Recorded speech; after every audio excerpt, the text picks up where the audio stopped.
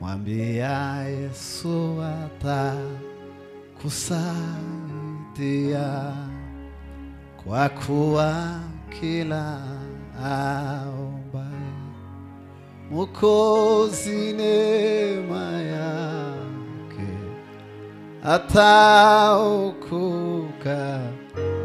na hatia na tamsifu Yesu, kwa kuwa kila aombaye Mwokozi neema yake ataokoka, na tena tamsifu. Kubitira Imana amashi. Makofi mengi sana kwa Mungu. Ndabararise muri mugoroba kugira ngo dufatanye ico ngisho. Nawaita tuanze kuambatana kwa jambo hili. Ubutumwa bwiza bwa Yesu Kristo. Injili nzuri ya Yesu Kristo. Ko bwanditswe na Luka. Kama vile iliweza kuandikwa na Luka. Igice cha 22 22 murongo wa 39 mstari wa 39 ndageza kuwa 46 hadi 46. Reka dusangire inkuru. Wacha tuweze kuchangia hii history. Twigane iyi nkuru. Tuweze kusoma pamoja hii habari. Yiri sengesho Yesu yakoreye kuri uyu musozi. Katika mlima huyu ombi Yesu aliweza kufanya. Muri aka gashamba ka Getsemani. Katika bustani la Getsemani. Reka arico dusangire uyu mugoroba. Wacha tuchangie hilo jioni ya leo. 22:39 niho tugiye gusoma. Ndipo tunaenda kusoma. Reka tusange aho ngaho. Nziye mahali hapo. Haravuze ngo arasohoka aja ku musozi wa Elayon, kuko yaramenyereye. Abigishwa be baramukurikira. Agezeyo arababwira ati, nimusenge kugira ngo mutaja mu mosha. Atandukana nabo umwanya uresha nahaterwa ibuye. Arapfukama arasenga ati, Data, nubishaka undenze iki gikombe, ariko vye kuba uko nshaka ahubwo biba uko ushaka. 43 Marayika uvuye mu ijuru aramubonekera, amwongera imbaraga,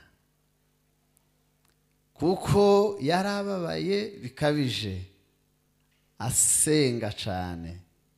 N'ivyuya vye byari bimeze nk'ibitonyanga by'amaraso bitonyanga hasi. Amaze gusenga arahaguruka aja kubigishwa be, asanga basinzirijwe n'agahinda. Arababaza ati, ikibasinzirije ni iki? Nimubyuke musenge kugira ngo mutaja mu mosha. Amen. Amen. Bwana sifiwe. Amen. Sijui kama mtasoma kwa Kiswahili. Tusome. Yes. Katoka akaenda mpaka mlima wa Mizeituni kama ilivyokuwa desturi yake. Wanafunzi wake nao wakafuatana naye. Alipofika mahali pale, aliwaambia, ombeni kwamba msije kaingia majaribuni. Mwenyewe akajitenga nao kama kiasi cha kutupa jiwe. Kapiga magoti akaomba, kasema, Bwana, ikiwa ni mapenzi yako uniondolee kikombe hiki, walakini si mapenzi yangu bali yako yatendeke. 43 Malaika kutoka mbinguni akamtokea, akamtia nguvu. Naye kwa vile alivyokuwa katika dhiki, kazidi sana kuomba. Hali yake ikawa kama matone ya damu yakidondoka chini. Alipoondoka katika kuomba kwake, akawaambia wanafunzi wake, akawakuta wamelala usingizi kwa huzuni. Akawaambia, mbona umelala usingizi? Ondokeni mkaombe msije mkaingia majaribuni. Amen. Amen.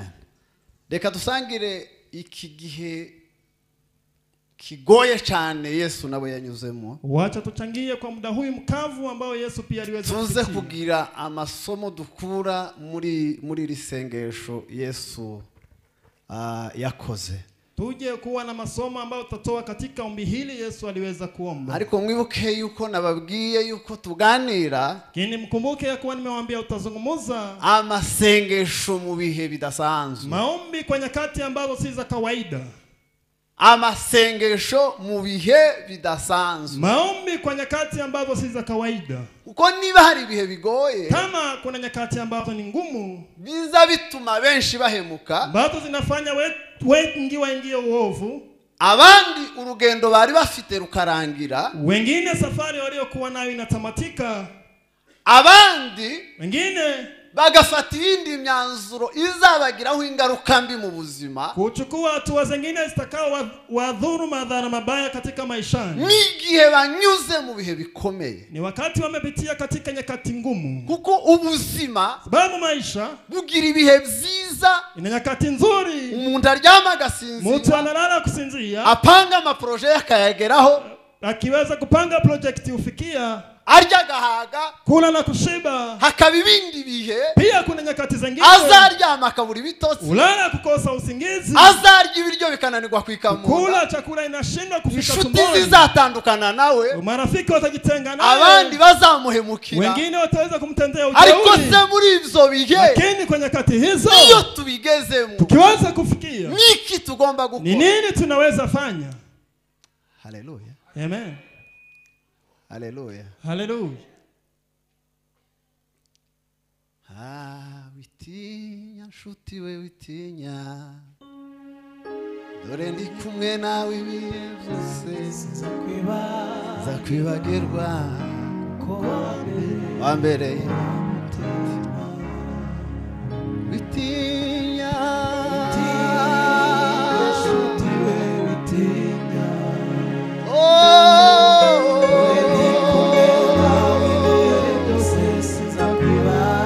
kwibagirwa wa mbere mora mutima. Haleluya. Haleluya. Azifiwe Yesu. Amen. Katwongere dutange haleluya. Wacha tushauti haleluya mara tena, kugira ngo dushime Yesu, ili tuweze kumsifu Yesu utazudusiga no mu bihe bikomeye, ambayo hatuachi katika dhiki.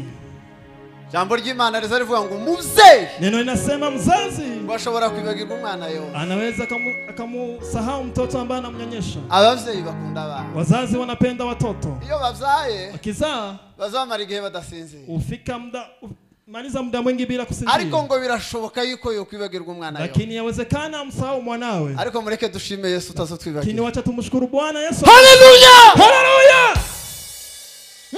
Niki twakwigira muri iki gihe Yesu, iki gikombe Yesu yanyuze? Ni nini tunaweza jifunza katika kikombe hiki Yesu aliweza kupitia? Icyambere, kwanza dushobora kwigiramo, ambayo tunaweza tukajifunza, ibihe by'ibigeragezo bibi, nyakati za majaribu mabaya ni rusange mu bantu, ni kwa kila mtu, ni kawaida kwa kila watu. Niba Yesu zaramugezeho, kama Yesu yalimufikia, natwe tugomba kubinyuraho, nasi pia lazima tupitie. Ikindi kikakugusha, hili lisiweze kukwaza. Wabasimana ngo se kuberiki ndi kunyura muri, Muuliza Mungu kwa nini napitia haya?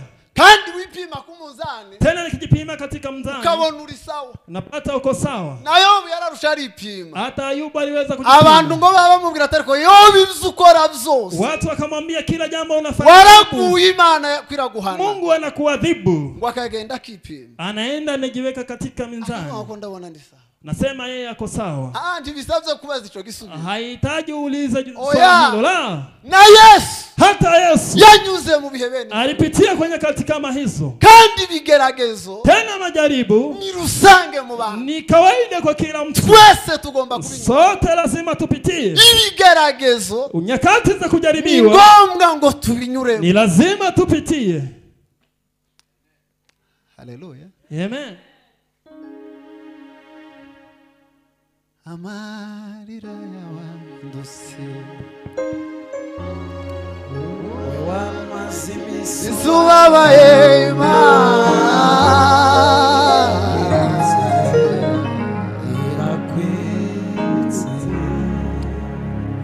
amarira we amarira yawambutse ibitwenge rumaze iminsi wabaye imana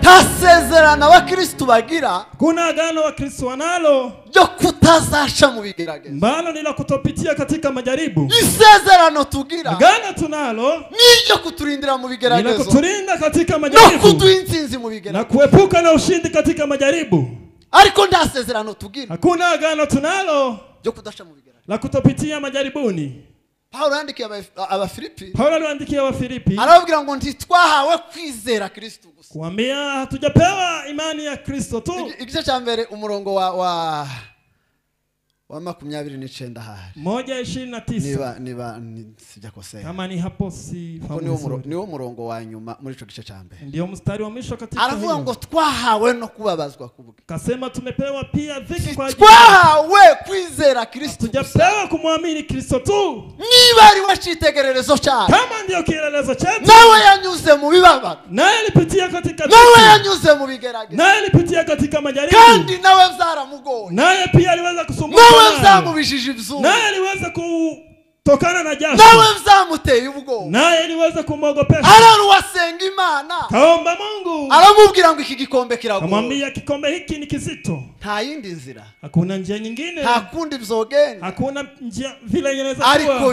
bibe nkuko ushaka Mana iwe mapenzi yako Bwana bibe nkuko ushaka iwe mapenzi yako Bwana Bwana sifiwe sana amen niba rufite bibiri ijambo ry'Imana amfashe mu Bakorinto ba mbere kama kuna mtu ana hiyo version anisaidie katika waraka wa Paulo igice cya 10 umurongo wa 13 10:13 muri bibiri ijambo ry'Imana katika version hiyo sinzi kadoko ifite haguruka uhasome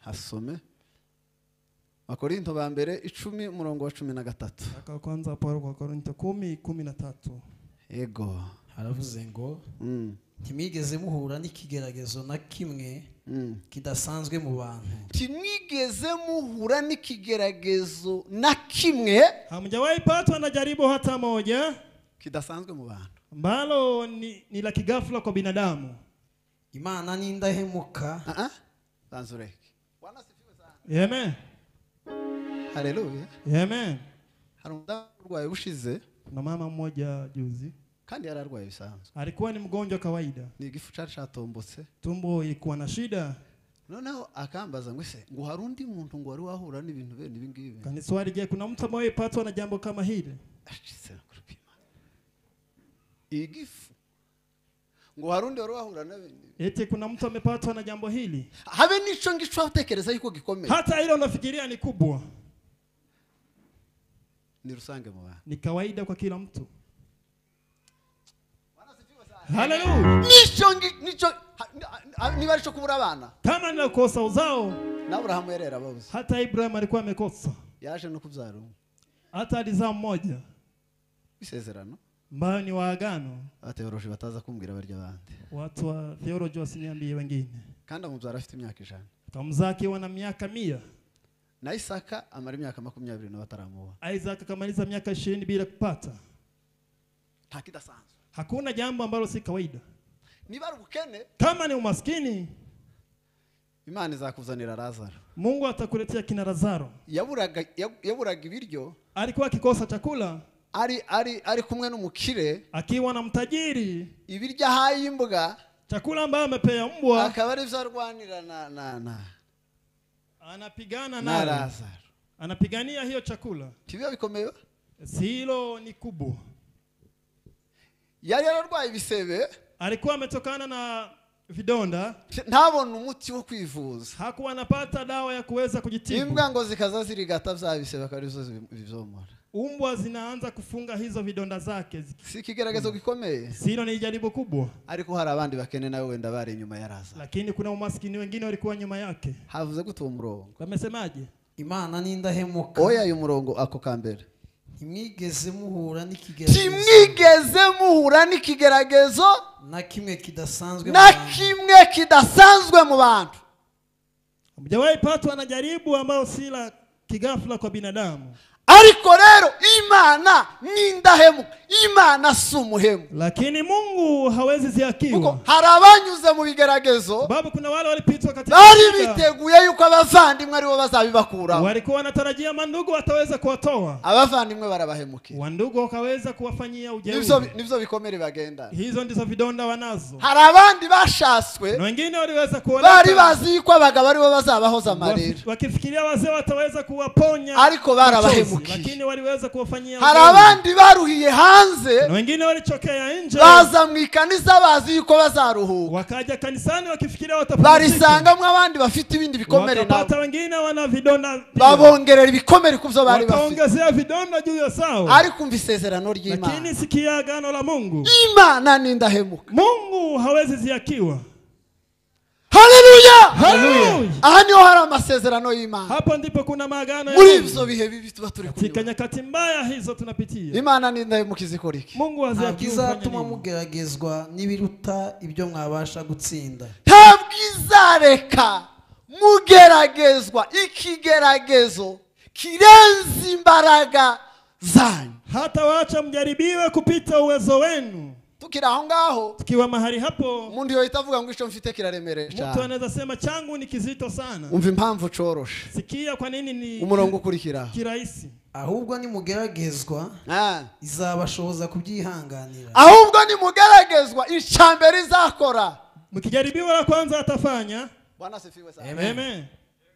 Asifiwe Yesu. Amen. Ni mugeragezwa. Mkijaribiwa ikintu cambere izakora. Jambo la kwanza atafanya. Izabahimbaraga zo kukihangana. Ataweza kuwafika nguvu la kuvumilia. Icya kabiri. Pili, ibacire n'akanzu ngo mubone uko mubyivanamo. Niyangiza ice n'inzira. Taweza kuweka mlango yo gusohoka muri ico kigeragezo. Mlango wa kutokea katika jaribu hilo. Amen. Asifiwe Yesu. Amen. Somo rya mbere tugomba kwiga aho ngaho. Somo la kwanza tunafaa kujifunza mahali hapa. Ibihe bibi. Nyakati mbaya. Na Yesu yabishiye. Hata Yesu alipitia. Ariko muri ivyo bihe bibi. Kini kwa nyakati hizo mbaya. Naje kukurarika uyu munsi wa none. Nakuja kuambia siku ya leo. Kugira ngo ukoreshe inzira uweze kutumia njia moja. Yo kurwana n'ibigeragezo. Ambao ni ya kupigana na majaribu. Nukuja imbere y'Imana. Ni kuenda mbele za Mungu. Gusenga. Kuomba. Nukuna muri bitekerezo. Ni kuweza kurudisha mafikira. Nugufata umutima wacu. Kuchukua moyo wetu. Tukawerekeza ku Mana. Tukaweza kupeleka kwa Mungu. Gusenga nukwerekeza umutima ku Mana. Kuomba ni kuchukua moyo kupeleka kwa Mungu. Bikomeye. Kwa nyakati nzito.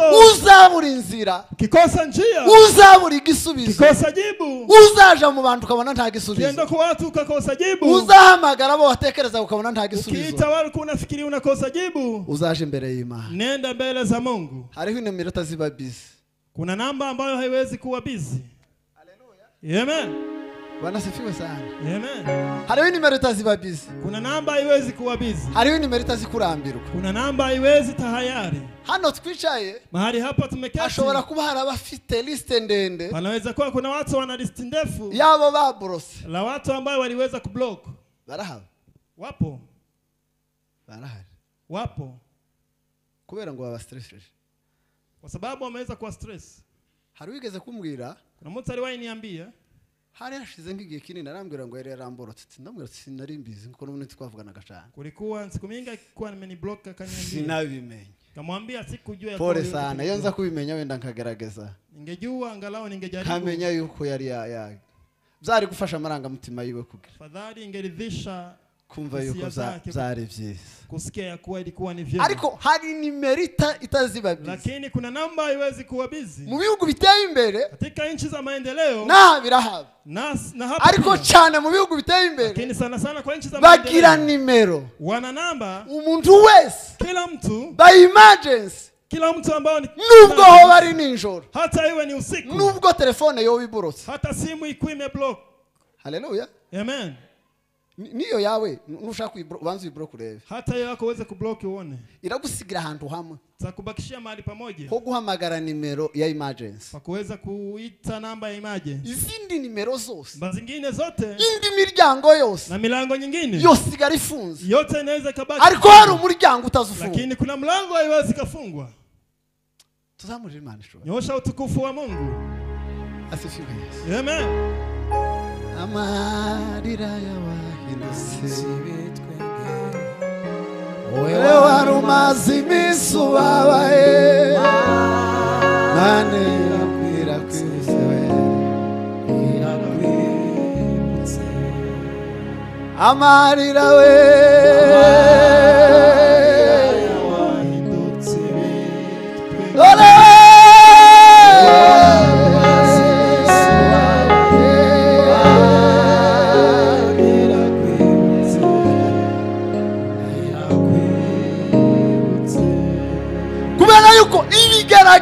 sababu majaribu Satani zibikoresha kugira ngo irangize ubuzima bwawe. Ibilisi utumia kumaliza maisha yetu. Ariko Imana zibikoresha Kini Mungu utumia kugira ngo itwambutse mu butsinzi. Ili atuvushe katika ushindi. Aho Yesu yarari. Pale Yesu alikuwa. Imbere yiwe hari igikombe. Mbele zake kulikuwa uvuli. Cy'umusaraba. Mbao ni ya msalaba. Yesu yaragiye gusoza intego yamuzanye mwiza. Yesu alikuwa anaelekea tamati ya lengo lake duniani. Ariko cyari igikombe cy'umubabaro. Lakini ilikuwa ni uvuli wa uzuni. Cyari igikombe cy'umubabaro. Ilikuwa ni uvuli wa uzuni. Yariko cyitegereza. Alikuwa akitazama. Akabona abantu bose bamusize. Anaona watu wote wamemwacha. Habe nabigishwa bari bamaranye imyaka 3 n'amezi 6. Hata wanafunzi wake walikuwa na miaka. Habe nabo bari barangije gusangira ifunguro rye. Hata wale walikuwa wamechangia meza ya Bwana. Yararangije no kubabwira ngo nabasengeye. Hata alikuwa amemaliza kuambia ni kugira ngo kwizera kwanyu kudashogo. Ili imani yenu isiweze kukatika. Petero yaramaze kumubwira. Baada ya Petero kumwambia. Ngo nubwo abandi bose bohemu. Hata wengine wafanya ujeuri. Ngo njewe sindi buhemu. Mimi siwezi kufanya ujeuri. Aramubwira ngo niteguye no gufana na. Akasema niko karibu kufana. Ariko igikombe cyari kimuri imbere. Uvuri ilikuwa mbele. Yari kubona na Petero yamwihakaye. Alikuwa anaona hata Petero yari kubona abantu bose bamusigiriye. Alikuwa ameona watu wote wamemwacha. Abantu bose bamusigiriye. Watu wote wamemwacha. Isi yose yamuhaguru. Dunia ilikuwa imemwacha. Imana yerekeye. Mungu alikuwa amegeuka. Cyari igikombe cy'umubabaro. Ilikuwa ni kombe la huzuni. Ariko fata umwanzuro. Lakini akachukua hatua. Aje imbere y'Imana. Akaenda mbele za Mungu. Haleluya. Amen. Bwana sifiwe sana. Haleluya. Kubera hagati y'ico gikombe. Sababu katikati ya uvuri huu. Kwari kucambuka. Ilikuwa ni kuvuka. Akinjira munsi. Anaingia katika ushindi. Iyo Yesu atakinyuramo. Yesu kama hangelipitia. Tuba turi kumuvuga uyu munsi. Atungekuwa tunamzungumza siku ya leo. Ndabisubiramo kugira. Tarudia. Ni Yesu wacu. Ni Yesu wetu. Kubera yuko yaciye ku musaraba. Kwa sababu alipitia msalabani. Araducungura. Akaweza kutuokoa. Ni Yesu wacu. Ni Yesu wetu. Turirimba. Mbaya tunamuimba. Tuvuga. Mbaya tunamsema. Kubera yuko yemeye kunyura ku musaraba. Kwa sababu alikubali kupitia msalabani. Birashoboka. Inawezekana. Imana yemera yuko tunyura mu bigeragezo. Mungu anakubali tupitie majaribu. Kugira ngo tugere ku ntsinzi. Ili tuepuke na ushindi. Haleluya. Haleluya. Hai ndibishoboka. Haiwezekani. Abaririmbyi bazaririmba ngo. Imbaji wanaimba ngo kubinyuramo izigira kugira gute. Tugeza ku ntsinzi gusa. Bamuvuga tumve. Ibyubone imbere yawe tumitine. Urugendo rwawe ushikame. Kubinyuramo niyo nzira yonyine. Itugeza ku ntsinzi gusa. Kubinyuramo niyo nzira yonyine. Itugeza ku ntsinzi gusa. Haleluya! Kubinyuramo niyo nzira yonyine. Niyo njia ya upekee. Imwe mu mpamvu Imana izayemereye ko tunyura mu bikomeye. Jawapo kwa sababu Mungu anakubali tupitie kwa mambo makubwa magumu. Nukugira ngo itwereke yuko no mu bikomeye harimo inzira tugeza ku Nili atuonyesha kwa mambo magumu kuna njia ya kufika katika. Yemeye ko Abisiraheli banyura mu nyanja itukura. Alikubali wana Israeli wapitie katika. Amaso yabo yariko abereka yuko nta nzira ihari. Macho alikuwa yanaonyesha kuna njia. Ariko amaso y'Imana. Kini macho ya Mungu. Yariko abona nta mazi ahari. Alikuwa anaona hakuna maji. Haleluya. Asifiwe Yesu. Amen. Amaso ya macho yao. Amaso y'ikinyamurenge. Macho ya kinyamurenge. Amaso y'igikongomani. Macho ya kikongomani. Aza kwereka yuko ugiye guca ntanzira ihari. Yanakuonyesha kwamba unapita. Ariko amaso yo kwizera. Lakini macho ya imani. Aza twereka yuko hari inzira. Utuonyesha kuna njia. Aza twereka yuko ari inzira gusa. Hawezi tuonyesha. Aza twereka yuko ari muri highway. Tunaona ni njia kubwa. Haleluya. Asifiwe Yesu. Amen. Tuzatwongeramo vitesi. Huwa tunaongeza ukimbizi. ikiba tuza twongeramo vitesse tunaongeza Speed. haraka speed. Bwana sifiwe sana. Amen. Kubinyuramo bakeshu kupitia wamama, kubinyuramo kupitia apana guca ku ruhande, si kupitia kando, kubinyuramo kupitia niyo nzira, ndiyo njia. niba ukeneye kugera ku butsinzi, Kama unahitaji kufika katika ushindi, emera kunyura aho ngaho muri ibyo bikombe, kubali kupitia kwa mambo hayo. hakurya yabyo Baada ya hayo hari ubutsinzi bwawe. kuna ushindi. Tuzamurira umwami shubahe, Tunyoshe utukufu wa Mungu. haleluya, Haleluya. ngo vyatumye Imana ngo imuhe izina. Moja yapo Mungu aliweza kumkirimia jina. Izina Yesu, Jina Yesu. izina yarihawe hakurya y'umusaraba, Aliweza kupewa baada ya msalaba, amaze gutsinda, baada ya kuepuka na ushindi, amaze kuvuga ngo birarangiye, baada ya kusema imeisha, amaze kuvuga ngo ndahawe ubutware mu ijuru no mu isi, baada ya kusema nimepewa uwezo kwa duniani na yari yabinyuze. mbinguni, alikuwa amepitia. Bibiri zitubwira ngo Biblia inasema tidufite umutanzi hatuna kuhani ngo utabasha kubabarana natwe, ambayo hawezi huzunika nasi. ubwe yarageragejwe, Yeye binafsi aliweza icyo atakoze kujaribiwa, gusa ngo ni icyaha. kile hajawahi fanya Uwo rero wageragejwe huyo kandi ambaye alijaribiwa abasha no gutabara abageragejwe. yaweza pia kuokoa wanaojaribiwa. Amen. Emera nturi wenyine, Hauko peke yako. emera rekana na shortcut, Wacha kupitia mambo ya kando kando. rekana na n'inzira zo kukuruhana, Wacha njia za kando. rekana n'ikinyoma Wacha uongo cy'umwanya mutoya ambao ni ya muda mfupi, ushobora gutekereza yuko arico kikugaburira, ambao unaweza fikiria eti itakulisha. rekana na shortcut, Wacha njia za kando, emera kunyura aho bali ngaho, kupitia mahali hapo. sha imbere y'Imana, Enda mbele za Mungu, ukoresha isengesho. tumia ombi. Amen. Kubinyuramo niyo nzira tugeza ubutsinzi bwuzuye, kubinyuramo niyo nzira yonyine itugeza ku butsinzi bwuzuye, kubinyuramo niyo nzira itugeza itugeza ku butsinzi bwuzuye.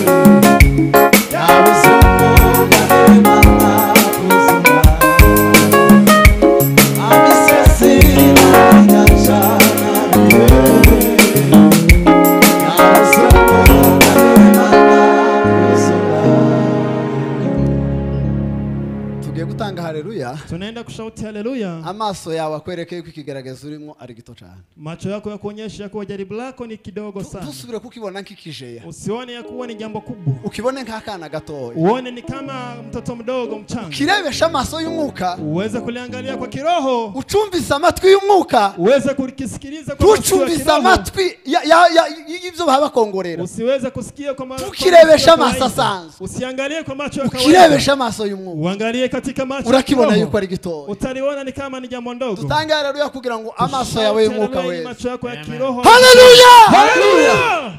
Bwana asifiwe sana. Amen. Asifiwe sana. Amen.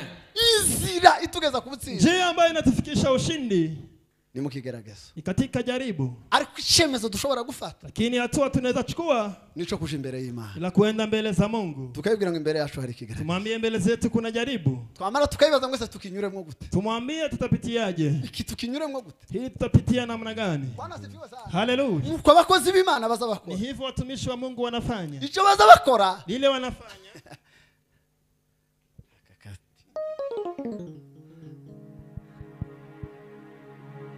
Ico abakozi b'Imana barusha abana. Lile watumishi wa Mungu wanazidi wengine. Twese duca mu bigeragezo kile. Sote tunapitia majaribu. Ariko abakozi b'Imana. Lakini watumishi wa Mungu baza bashe imbere y'Imana. Pitia mbele za Mungu. Bakavuga ngo ikigeragezo. Kusema hili jaribu turakinyuramo gute? Tutapitiaje?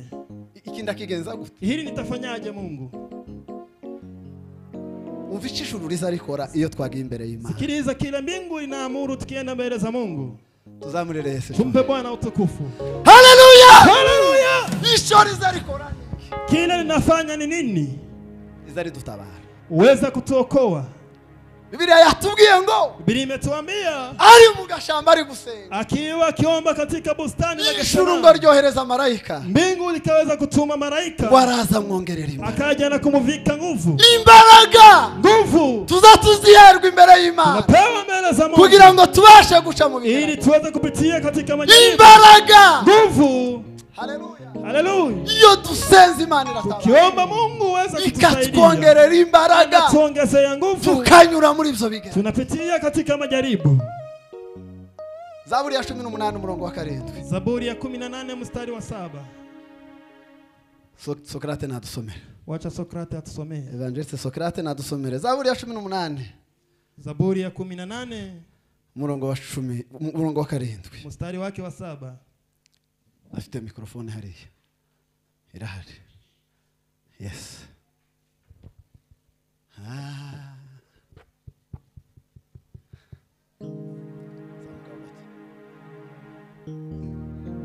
Bice 18 umurongo Zaburi 18 mstari wa 7. umurongo wa 7. Yego.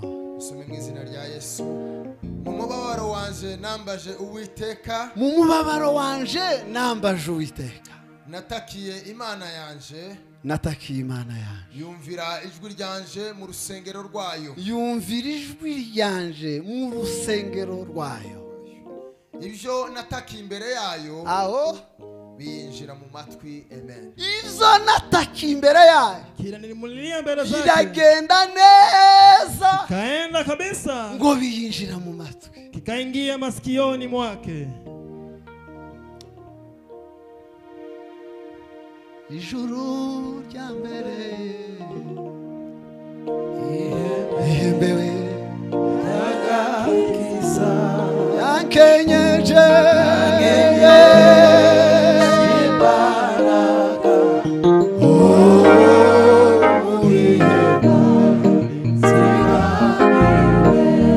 ijuru we rya mbere ihembewe agakiza yankenyeje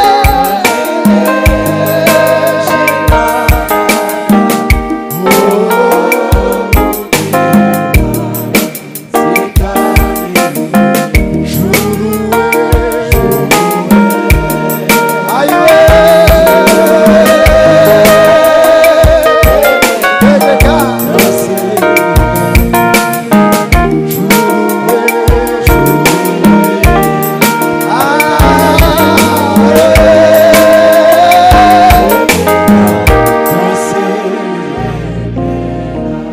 haleluya. Ijuru nilitegeka Mbingu iweze kuamuru. mu mubabaro wanje natakiye Uwiteka, Dhiki zangu nalimulilia Mungu, hanyuma ngo gutaka kwanje katika maombolezi yangu kurazamuka ngo kwigera mu matwi, kapanda ikasikia masikioni mwake, nayo iratabara.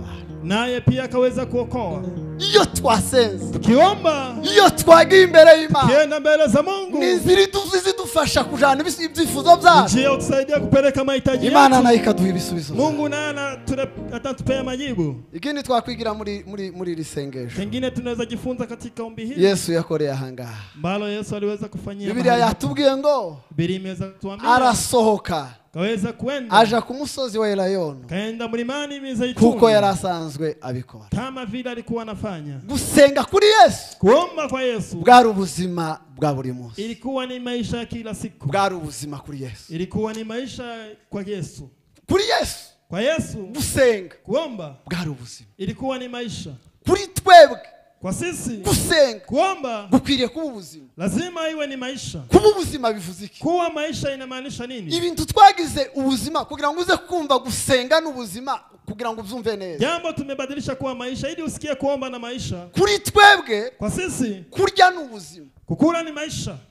Utariye Bila kula wopfa. unaweza ukakufa. Iyo usibye umunsi umwe gusa Ukiweza kupita siku moja tu, buja kwiruha wumva waguye umwuma. usiku inakaribia ukisikia umekauka. Iyo umaze kabiri Siku mbili, gatatu, siku tatu, ninde umaze gatatu atarya? nani amemaliza siku tatu bila ukula? Ashobora kuba ari ntawe. Inawezekana hakuna. Ariko tubajije umaze gatatu adasenga, Lakini tukiuliza mtu ambaye amemaliza siku tatu bila kuomba, tukaba abanyakuri. tukisema ukweli, tunaweza wapata. ninde umaze gatanu atarya? Nani amemaliza siku 5 bila kula? Dushobora kumubura. Tunaweza tukamkosa. Ninde umaze icyumweru atarya? Nani amemaliza wiki bila kula? Tiyovzi nigisirimba hano. Hawezi mchezea Mungu hapa. Ashobora no kutinjira hano. Anaweza hata kataa kuingia. Ariko umaze icyumweru adasenga. Lakini anayomaliza wiki bila kuomba hapo. Umvicho bivuze. Sikiliza maana. Iyo kurya n'ubuzima. Kukula ni kawaida. Tutariye twofa. Kama tukuri tunakufa. Kubaza basenga baravyumva. Kwa wale wanaomba wanaelewa. Iyo utasenze mu gitondo. Kama hujaomba asubuhi, ni mugoroba uzuja kumva ikirere kitaje. Jioni unasikia kama anga imefunga. Iyo waraye udasenze. Kama umekesha bila kuomba. Mu gitondo biza bikugora gusenga. Asubuhi ni vigumu kuomba. Iyo umaze icyumweru udasenga. Kama umemaliza wiki bila kuomba. Imbaraga zo gusenga zazishira. Nguvu zinaisha za kuomba. Ariko iyo wasenze mu gitondo. Lakini ukiomba asubuhi. Usenga ni mugoroba biro. Kuomba jioni ni iyo waraye usenga. Kikesha ukiomba. Haleluya. Iyo uvuye mu masenge. Kitoka katika maombi. Inyota yo gukora ayandi bizazoro. Kiu ya kuomba tena inakuja. Gusenga kuri Yesu bwari ubuzima. Kwa Yesu ilikuwa ni maisha aje ku musozi kuko yarasanzwe abikora. Anaenda mlimani kama desturi yake. Ishaka biri wakwigira aho ngaho. Pili unaweza jifunza mali hapo. Haleluya. Haleluya. Biblia yatubwiye ngo arasohoka. Biblia inasema akatoka. Aragenda aje ku musozi. Akaenda katika mlimani. Kandi nabigishwa biyo ngo baramukurikira. Wanafunzi pia wakamfuata. Ahari isomo. Hapa kuna somo. Isengesho ryo kwiherera. Ombi la upekee. Ibihe bidasanzwe. Kati ambao si kawaida. Sirungu n'Imana. La upekee na Mungu. Ubuzima bwacu. Maisha yetu. Ukwiriye kugira ibihe bidasanzwe. Lazima iwe na maisha ya kawaida. Ambayo ni ya kukua upekee. Ndetse tena uwumva utuntu dutatu. Sikiliza vitu tatu. Haleluya. Amen. Icyambere. Kwanza dukwiriye kugira ibihe byo kwiherera. Lazima tuwe na nyakati za ukao pekee. Tugomba no kugira naho twiherera. Lazima tuwe na mahali pa kuelekea. Tugomba no kugira nabo twiherera. Lazima tuwe na watu wa kukaa nao pekee. Kubera yuko ibi byose Yesu yarabikoze. Sababu mambo yote Yesu aliweza kufanya. Haleluya. Haleluya. Bwana sifiwe sana. Amen. Umvicho Yesu yakoze. Sikiliza kile Yesu aliweza kufanya. Yagiye ku musozi wa Elayono. Alienda mlimani Mizeituni. Eliya yarasanzwe asengeramo. Pale alikuwa akiombea. Eneo yarasanzwe asengeramo. Katika eneo lake alikuwa akiombea. Wakagombye kuvugira ahantu no gupfuka muzufukamo. Ungekuwa na mahali niba ari no mu cyumba. Kama ni katika chumba. Kagira uzufukamo. Uguwe na mahali pa kupiga goti. Ubuzima bw'umukristo wari we wese. Maisha mukristo yakagombye kubagira agira gahunda. Lazima awe na program y'uburyo azayiherera. Ya namna anakaa pekee akiomba. Akagira naho azayiherera. Na awe na mahali pa kukaa pekee. Nabizi. Intege nke hari ibyo ziri kwigisha abantu. Dhaifu kuna kile inafunza watu. Imana yo kumva uryamye. Mungu anaweza kusikia eti ukilala. Wiyororosha ibirengeti 5 niba ubishoboye. Kujifunika blanketi 5 kama unaweza. Nukuri yo kumva. Kweli anaweza kusikia. Wo kuzuzwa. Unaweza ukajazwa. Abazaberekwa bakwerekwa. Wao wanaonyeshwa. Inspiration y'ijuri kamano. Kiroho unasikia kabisa. Ariko Yesu. Lakini Yesu arasohoka. Akatoka. Aja ku musozi. Akaenda mlimani. Kugusenga. Kuomba. Kuko yarasanzwe abikora. Kama desturi yake. Icyakabiri wakumva aho ngaho. Ingine unaweza sikia mahali hapo. Wabigishwa baramukurikira. Wanafunzi wakamfuata. Bari bose. Walikuwa ni wote. Ariko ageze ku musozi. Lakini akifika mlimani. Bakuramwo 3. Akatoa 3. Bigira imbere bariherera. Kasonga mbele wakakaa pekee. Umuntu wese. Kila mtu. Bwana sifiwe sana. Haleluya. Haleluya. Amen. Yakagombye kuba afite abantu bo ku mutima. Ngalange kuwa na watu moyoni. Bashobora kugira nibihe bidasanzwe byo kwiherera. Ambaye wanaweza kuwa nao kwa nyakati zizo za kawaida za kukaa. Abangaba nabingenzi. Hawa ni watu wa maalum. Ndabibwira ushobora kuzunga. Nawaambia mtu ambaye abangaba nabingenzi. Ni watu muhimu sana. Gusengera muri rusange ni byiza. Kuomba kwa umati ni vizuri. Ariko hari ibihe byariye. Lakini kuna nyakati ambazo tugomba kugira abo tujana ku musozi. Lazima tuwe na watu fulani tunaenda nao. Tubana mu mwanya umwe. Bao tunakaa nao kwa muda mmoja. Bwana sifiwe sana. Amen. Dushobora guhuza umutima. Bao tunaweza kuwa kiroho moja. Tugategereza icyo tuvugana n'Imana. Tuweza kungojea kile tunazungumza na Mungu. Reka nze gusoza kugira ngo dusenge. Wacha nielekee tamati tuombe. Asifiwe Yesu. Amen. Asifiwe Yesu. Hallelujah. Ibi bihe kuri wowe niba zarashize. hizi nyakati kama zimeisha kwako, ubayeho mu buzima bubi cyane, umekaa maisha mabaya kandi sana, nguhaye pole cyane, tena nakupea pole, ikigeragezo uzahura nacho jaribu utapatwa nalo, bizakugora kukinyuramo, ni vigumu kupitia. ariko niba ufite ibihe byawe n'Imana, Lakini kama una nyakati zako na mu mubabaro wanje dhiki zangu, natakiye Imana, nalimlilia Mungu, ijwi ryanje ngo irigera mu gutwi. sauti langu likafika sikioni mwake. Nkunda kwibwira abantu cyane. Penda kuambia watu sana. Haleluya. Haleluya. Umwana mutoya dufite afite nk'imyaka 6. Mtoto mdogo wetu ana miaka kama 6.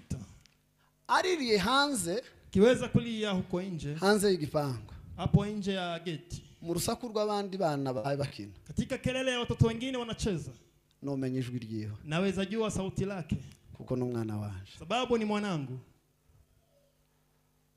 Abavyeyi nibo babimenya. Umwana Wazazi w'amezi 5 uba waramaze gufata ijwi ryiwe. Mtoto wa miezi 5 umejua sauti lake kweli? Ko mamuceceka ndimugigira bati. Mbona mumenyamanza? Bakecu umwana w'amezi 5 Mtoto wa miezi 5 uhawurerwa na nyina, ambayo analelewa, yorira nyina ntiyumva ijwi ryiwe ngo arimenye, anawezalia mamake akose kujua sauti, yorimenya. anaweza jua. None Yesu niba ari data, Kama Yesu ni baba, muratekereza yuko ibi turira atazazumva? munafikiria haya maombelezi yote wasikii? Uratekereza yuko ijoro urara adashobora kuryumva? Unafikiria hile usiku unakesha wezi? Yaravuze ngo ntabaza ndagutabara, Alisema niite nitaitika, kwereka ibikomeye utabasha kumenya. kuonyeshe makubwa ambayo huwezi jua. Iyo twasenze Tukiomba Yesu azatwumva, Yesu utusikia, Yesu azatwumva, Yesu utusikia, kandi yatwumvise aradutabara. na akitusikia anatuokoa. Icyanyuma kugira ngo nsoze iki ngiki, Na mwisho niweze kumaliza jambo hili, kugira ngo tuze gufata umwanya wo gusenga. ili tuwe na muda wa kuomba. Iyo tusenga, Tukiomba n'intware zidufasha gutsinda intambara yo mu mwuka turwana. ni silaha ambayo inatusaidia kupigana na kushinda kiroho. Soreze kuri shongisho. Tamatishie kwa jambo hili. Gusenga Kuomba niyo ntwaro tuzatwitwaza ndiyo silaha tunabeba muri bya bihe byose bigoye. katika nyakati zote kavu. Hari ibihe byageze iri iwacu, Kuna nyakati zimefika huko abari kwetu, bariyo barabizi. watu walikuwa huko wanajua. Umuntu wese usibye umusaza, Kila mtu isipokuwa tu mzee, kubera hari umutekano muke, kwa sababu kulikuwa na, habe niyo yabagagiye munga, hata akienda katika marisho yagendaga yitwaje intwaro. alikuwa anaenda akiwa na silaha. Nta mudamu mwumvise ofisi umusirikare Kuna mama mlisikia ngo mwaka n'imbunda, yaramufashe ngo mwaka n'imbunda. Nukubera iki? kwa nini? Wa hano we, Wa hapa wa hano ndiyo mfata. hawezi. Wa hapa Numvise inkuru yarabayeyo ni muri uyu mwaka wo hirya. nilisikia Abagabo 2 n'abagore 4 bari bavuye ku rusengero. wazee wawili na mama wao walikuwa wametoka Nagikwerere wenda yabimenya. na Kikwere anaweza jua. Hari ngo saa 6 zari zigiye kugera. Ilikuwa inakaribia saa 6. Ngo bagere mu muhanda, Walipofika barabarani babona abahungu baturutse imbere. wakaangalia watu, Kandi bari nkabangaye. Walikuwa watu kama wangapi?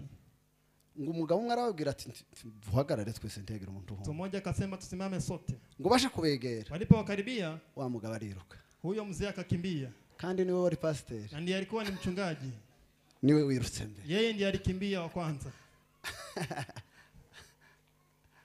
Ariko ni gitangaza, Ni ajabu kubwa. ariko abari mu bihe bidasanzwe by'intambara, Lakini watu wako kwenye kati ambazo za kawaida za ibo vita, baza bafata n'abafite intwaro. wao wanachukua hata watu wako na silaha. Nubaho mu gusenga Kwamba ni training y'umwuka. hiyo ni mazoezi ya kiroho. Amen. Izi tukamura nk'ubutesi, Ambayo inaweza kututoa ujinga, upumbavu, ni bujinga vumbafu kabisa. Ikadukuramo ubwoba, ututoa uoga. kuko umuririmbyi yaravuze ngo habe n'umwana mutoya Mwimbaji alisema hata mtoto mdogo nguzi gusenga Imana ambaye anajua kuomba Mungu untazagira gute, hata kuweje. Amen. habe n'umwana mutoya. Hata mtoto mdogo, Tuzamurira umwami cyubahiro. tumpe Bwana utukufu. Haleluya, Haleluya. habe n'umwana mutoya Hata mtoto mdogo, ari kuzi gusenga Imana, lakini ambaye anajua kuomba Mungu. habe n'umukecuru ushaje cyane hata mshosho mkubwa sana amenyo yarashize mu kanwa ambaye meno imeisha mdomoni atakibasha guhaguruka hawezi simama ariko uzi gusenga lakini anajua kuomba Mungu hari imbaraga zidasanzwe ziri muri we kuna nguvu ambazo si za kawaida ziko ndani mwake habe n'umwana muto hata mtoto mdogo gusenga kuomba kuza gutegura abasirikare bo mu mwuka uandaa wanajeshi wa kiroho kuza gutegura umuntu uandaa mtu kukaba intwaro inakuwa ni silaha ukamubwira ageze mu bihe bikomeye kumwambia akifika kwenye kati ngumu kamubwira ngo ntutinye turi kumwambia usihofu tuko na wewe kadusenga Imana tuombe Mungu umusaraba wari imbere ya Yesu saraba ambaye ilikuwa mbele ya Yesu yagiye imbere y'Imana alienda mbele za Mungu arabibwira ngo ubwoba ni bwinshi sema uoga ni nyingi umusaraba wari uteye ubwoba saraba uliweza kumtia uoga imbere ye hari kiteye ubwoba mbele yake kulikuwa na jambo ambalo ni tisho kubera yuko ari mu mubiri kwa sababu ni kimwili ariko mu mwuka lakini kiroho yari afite intego yamuza alikuwa na lengo lililomleta kwari gucungura umuntu ilikuwa ni kukomboa mwanadamu kandi amucunguriye ku musaraba akimkomboa katika msalaba nta yindi nzira yari ihari kuna njia nyingine yagombaga kubona imbaraga zivuye mu ijuru kuwa apate nguvu kutoka zimuha imbaraga ambazo zinamfika nguvu zo kunyura ku musaraba na kupitia msalabani nuje imbere y'Imana kenda mbele za Mungu urahabwa imbaraga z'ubutsinzi utapewa nguvu za ushindi kugira ngo ivyari biguteye ubwoba ili mambo yalikuwa ni tisho zose ubashe kubinyura yote uweze kupitia reka dusenge Imana wacha tuombe Mungu Imana y'intumwa n'abahanuzi niyo Mana sezeranye gasohoza yapishe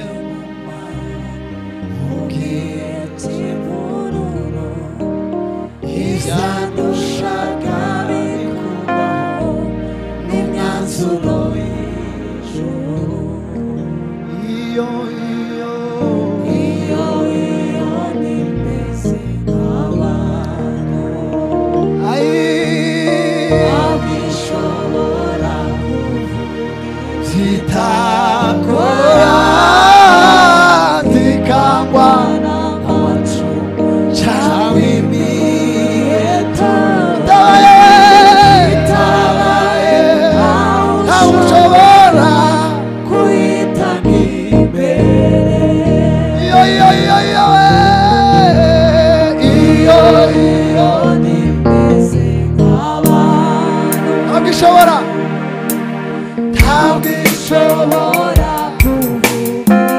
zitakora zikangwa n'amacu cyangwa imiheto itabaye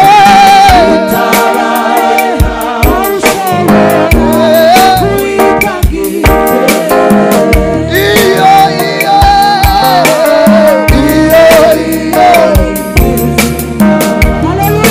ntabwo ishobora haleluya ntabwo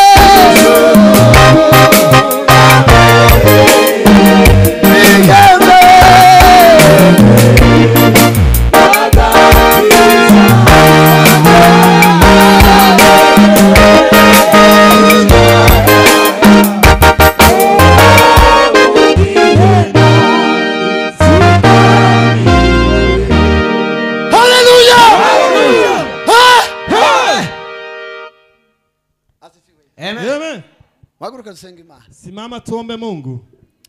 Turavuga ngo ijuru ryambereye ihembe ry'agakiza.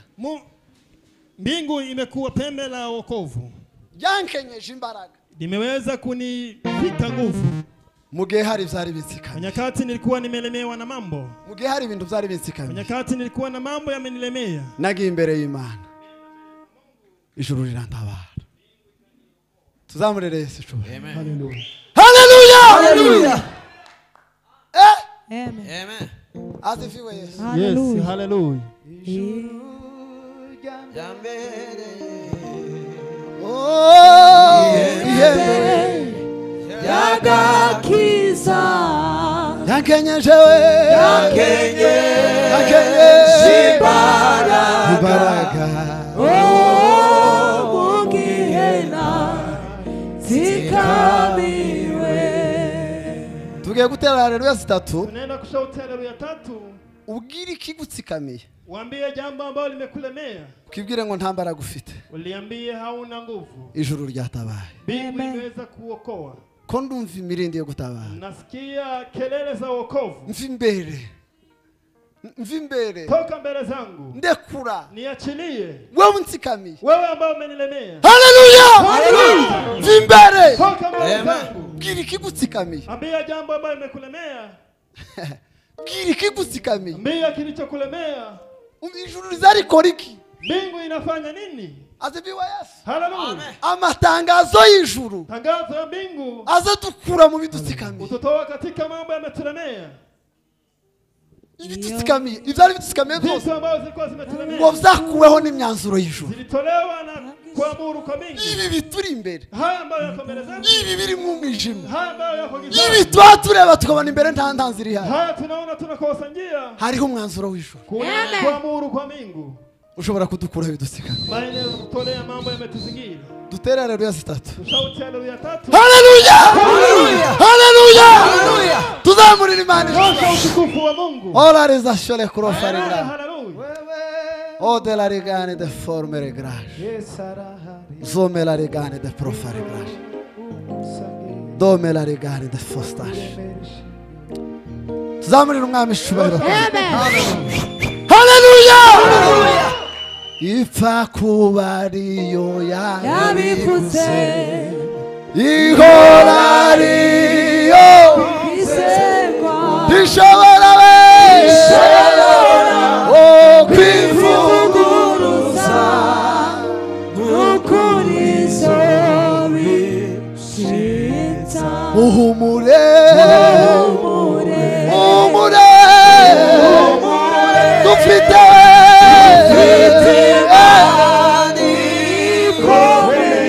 idashobora we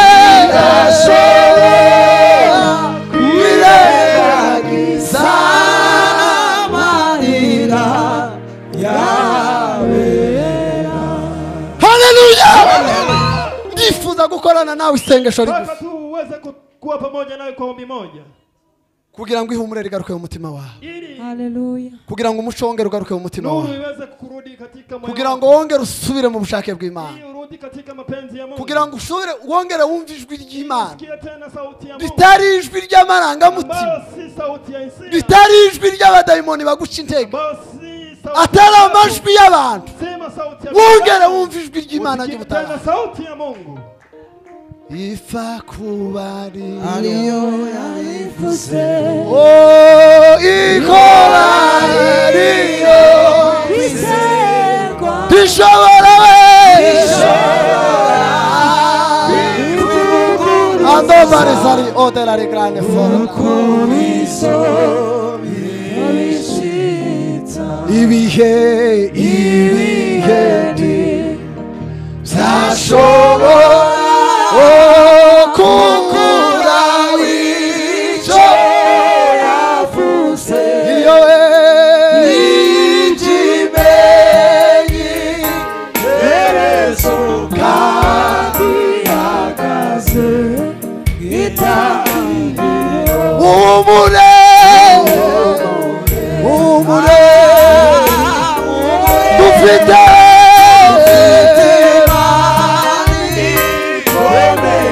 idashobora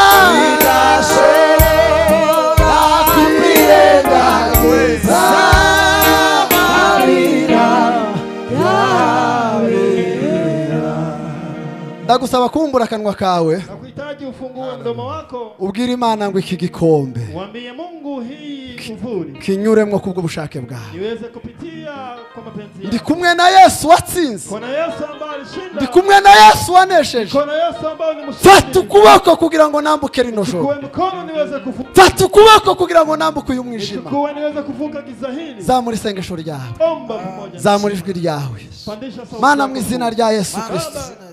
Katika jina la Yesu. Dobelanda la proparizasyo legale. Ando la regane de foro grash. Melanda la brobeniga. Olanda la firi orde la rizasyo grash. Hallelujah Yesu. Tangu onde landa ya propre. Ela parimila.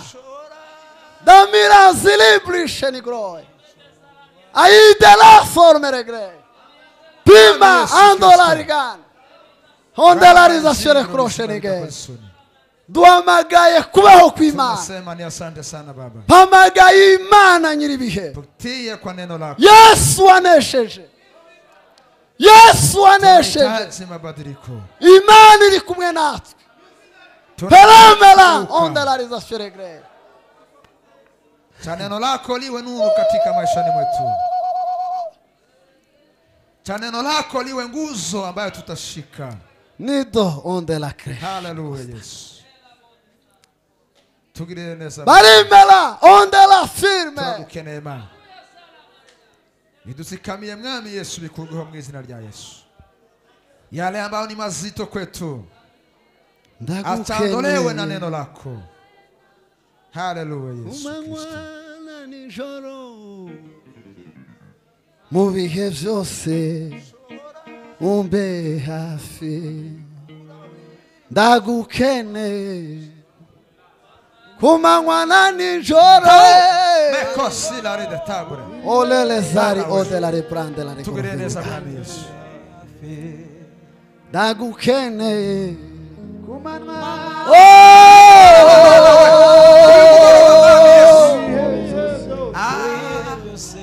Jambo ryawe niryo muri bisebe Mana. Hela farima Pamelanda Olamelanda la crofariga Tanda la Arabase crofariga bafite ibibazo Mana. Reka uyu mugoroba Melanda ubutabazi bw'Imana ubutabazi bw'Imana mwami Yesu. Uyu mugoroba mwami Mana. ubutabazi bw'Imana Kira ubutabazi bw'Imana. ubutabazi bw'Imana Ai.